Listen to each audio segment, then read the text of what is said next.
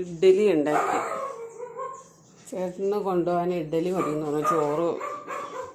ചോറ് വെച്ചില്ല, ചോറ് വെന്തില്ല. ഇഡ്ഡലി വലിയ ഗുണമൊന്നും ആയില്ല കേട്ടോ. എന്നൊന്നും ഇഡ്ഡലി നന്നാവില്ലല്ലോ. കുളിച്ച് പൊങ്ങി വന്നില്ലായിരുന്നു. ചമ്മന്തി അരിക്കാൻ തേങ്ങ എൻ്റെ ഇത് ഓരോരുത്തർ വരുന്നു. രാവിലെ പണി തുടങ്ങണം. രാവിലെ പിള്ളേരുടെ ഇന്നലെ ഞാൻ പണിയൊന്നും കഴിക്കാണ്ട കിടന്നേ. കൈക്ക് വേദനയുണ്ടായിരുന്നു, ഈ വിരലിന്. കുഴമ്പൊക്കെ തേച്ചാണ് കിടന്നത്. അതുകൊണ്ട് അടുക്കളയിലെ പണി കഴിക്കാണ്ട് കിടന്നു. കുറച്ച് എനിക്ക് ദോശ, ഞാൻ ചമ്മന്തി ഉണ്ടാക്കും. ദോശയും ചമ്മന്തി ഉണ്ടാക്കും.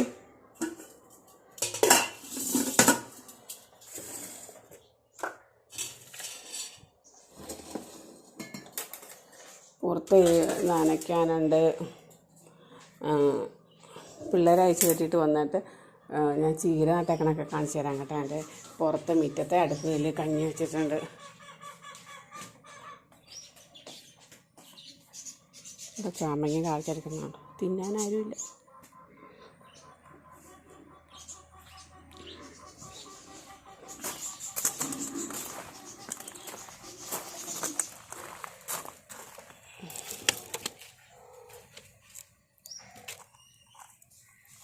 പിള്ളേർക്കുള്ള കഞ്ഞി മുറ്റത്ത്.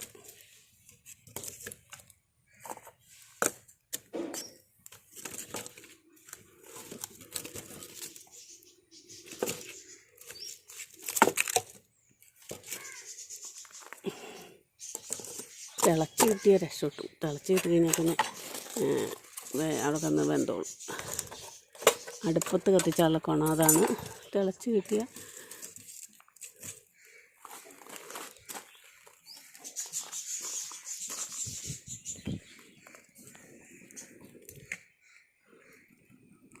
ഊതാൻ പറ്റത്തില്ല. ഇതാ എളുപ്പം. ചീര ഓരോ ദിവസം നട്ടേക്കണതാണ്. നോക്കണേ.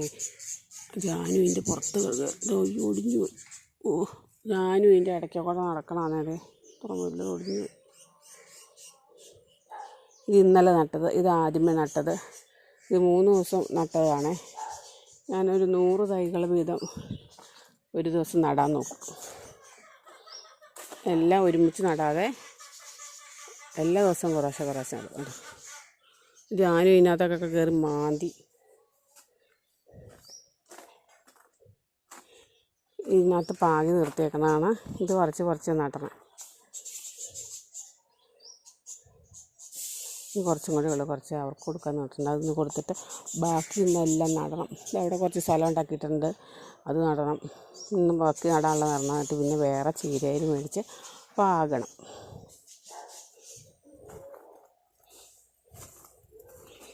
ഇത് നമ്മുടെ മുല്ല.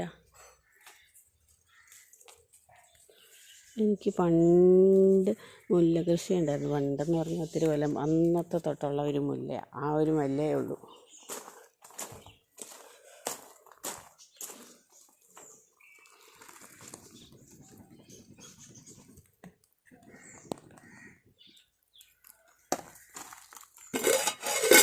എങ്ങനെ ഞാനും മഞ്ഞപ്പൊടി ഇട്ടില്ല. മഞ്ഞപ്പൊടി എടി എൻ്റെ ചീര പിടിച്ച് കളഞ്ഞാലടി. നീ അല്ലേ അതിനകത്ത് കയറിയത്? വാ, പിന്നെ ഞാൻ അടി മേടിക്കും കേട്ടോ.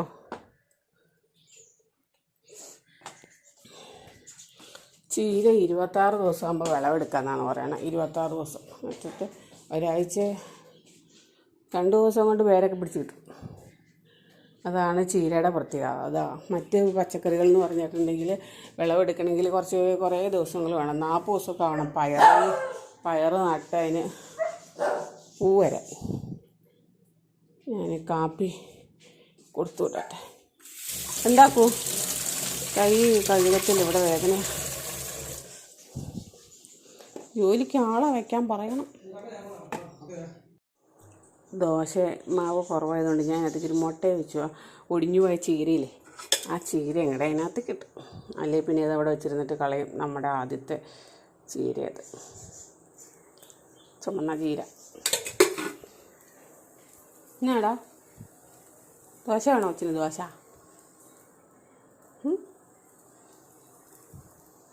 വിശന്നിട്ടാണ് കേൾക്കുന്നത്. കോഴിക്കാൽ മുറിച്ച് തരാം കേട്ടോ. തരാം, ചൂടാക്കി തരാം.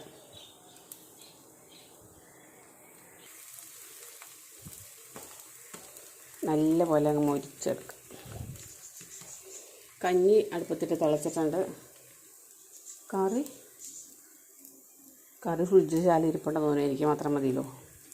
കോവയ്ക്ക് അരിഞ്ഞ് വെച്ച ഇരിപ്പുണ്ട്. അത് ഇച്ചിരി മെഴുക്കുവരട്ടി ഉണ്ടാക്കണം. പിന്നെ പപ്പടമുണ്ട്, മുളക് വറുത്തതുണ്ട്, ഞാനുകുട്ടിയുണ്ട്. ഞാനുകുട്ടിക്ക് ഉറക്കം വരുന്നുണ്ട്. കണ്ണ് അടഞ്ഞു പോകണണ്ട. പോയിക്കൊണ്ട് ഉറങ്ങടി. എപ്പോൾ ഏറ്റാ നീ? 4 മണിക്ക് ഏറ്റ് കട്ടിലേക്ക് കയറി വന്ന് ബഹളം വെച്ചതാണ്. അത് കഴിഞ്ഞിട്ട് അവൾ ഉറങ്ങിയിട്ടേ ഇല്ല. കോഴിത്തീറ്റ കഴിഞ്ഞ ദിവസം ഇന്നലെയാണ് ഞാൻ കൊടുത്തത്. കോഴികൾ വലിയ പാട്ടും. എന്നാ പാട്ടാ കോഴി ഇത്? ആ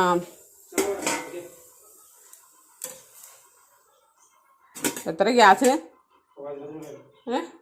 നമ്പർ കിട്ടിയോ? പിന്നെ എൻ്റെ താമരയിൽ പൂവ് മുട്ടുകൾ ഒക്കെ ഇരിക്കണുണ്ട്.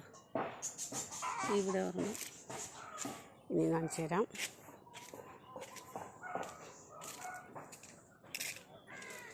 ഇതും അതും ഒക്കെ ഒരു പിങ്ക് ക്ലൗഡ്. അത്തല വേഗം പൂവുണ്ടാവും, കുറേ പൂവുണ്ടാവും. കുറേ ദിവസമായി അടുക്കളയിലെ വീഡിയോ പിടിച്ചിട്ട്. ഇന്ന് നമുക്ക് പാത്രം കഴുകാൻ അങ്ങ് തുടങ്ങാം. കുറച്ച് പാത്രം ഒരുമിച്ച് കഴുകാൻ വെച്ചൊക്കെ പറഞ്ഞ് പണി കഴിഞ്ഞിട്ട് ഇന്നലെ എനിക്ക് കൈ മേലാത്തതുകൊണ്ട് പണികളൊന്നും നടന്നില്ല. ഇന്ന് ചെയ്യണം. കൈ മേലാൻ വേണ്ടി ഇന്നിട്ട് കഴിയില്ല.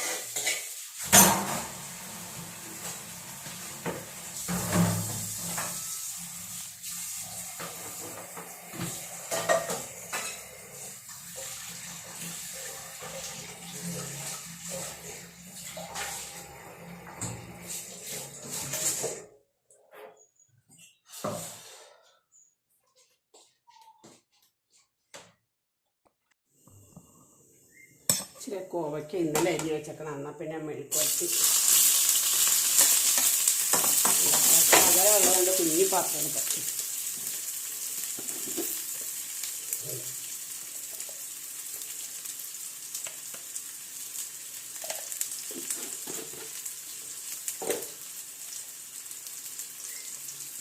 ഉപ്പ്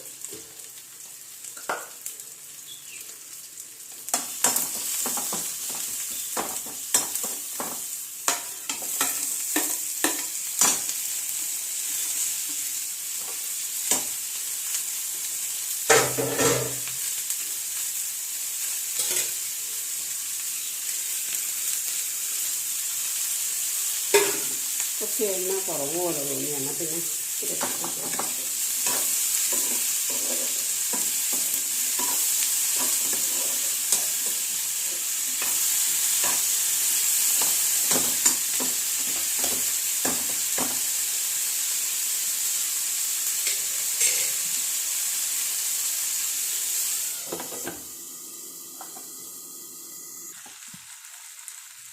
തോരൻ റെഡിയായിക്കൊണ്ടില്ല. തോരനല്ല മെഴുക്കുവരട്ടി. ആ തോരന് ഞാൻ അരിഞ്ഞ പിന്നെ വെച്ചില്ല.